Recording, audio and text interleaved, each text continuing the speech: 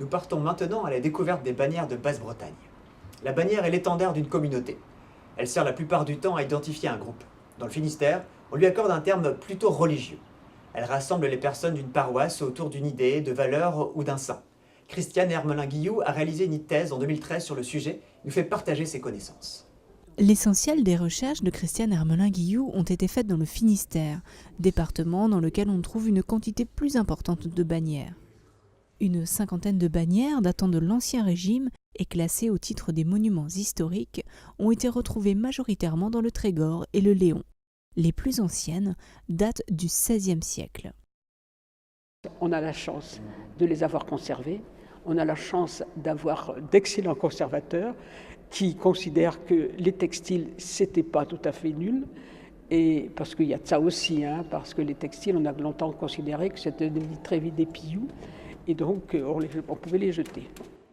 La paroisse, puis la commune de Logmellard depuis 1905, ont la chance d'être propriétaires donc, de 3 bannières, donc l'une du XVIe siècle, l'autre du XVIIe et la dernière du XIXe siècle. Ce que l'on peut remarquer aujourd'hui, c'est la richesse du décor, la richesse des matériaux. Ces bannières, c'était avant tout, surtout pour les plus anciennes, mais même pour la plus récente, un peu l'emblème de la paroisse, quoi, un peu le fanion, le drapeau de la paroisse, quoi. C'était l'occasion pour les grandes fêtes religieuses, mais aussi vis-à-vis de l'extérieur, de montrer l'existence de l'entité paroissiale. Les bannières de procession sont faites pour être vues. Elles sont composées de rectangles de velours et de broderies d'accompagnement en fil d'or, d'argent ou de soie. Leur confection a été dans un premier temps le travail des brodeuses et des tailleurs pour l'entoilage.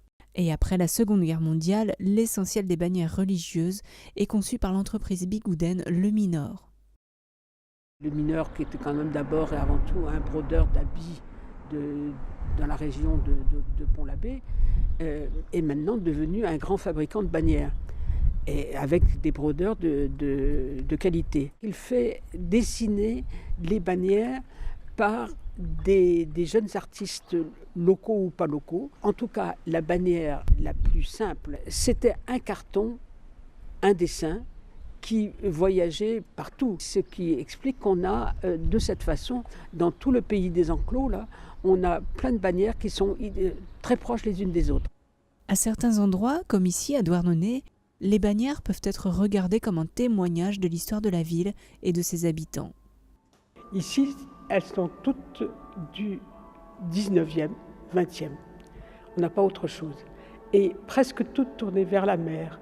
Et d'ailleurs, les grandes dates des bannières sont les années de tempête ou au contraire les années de production importante, de pêche importante. On sait qu'il y a eu des grandes crises sardinières et où la France entière est venue au secours des douarnenistes.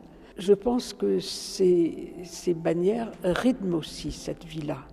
Il y a peu de paroisses qui peuvent s'enorgueillir d'avoir eu autant de bannières en si peu de temps.